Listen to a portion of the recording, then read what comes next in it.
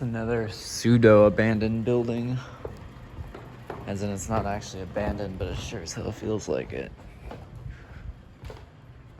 This place was used as a police training area for a long time. And now currently it's unused, so everything's empty and torn apart. But it's still owned and not like an urbex spot. What in the liminal space is this?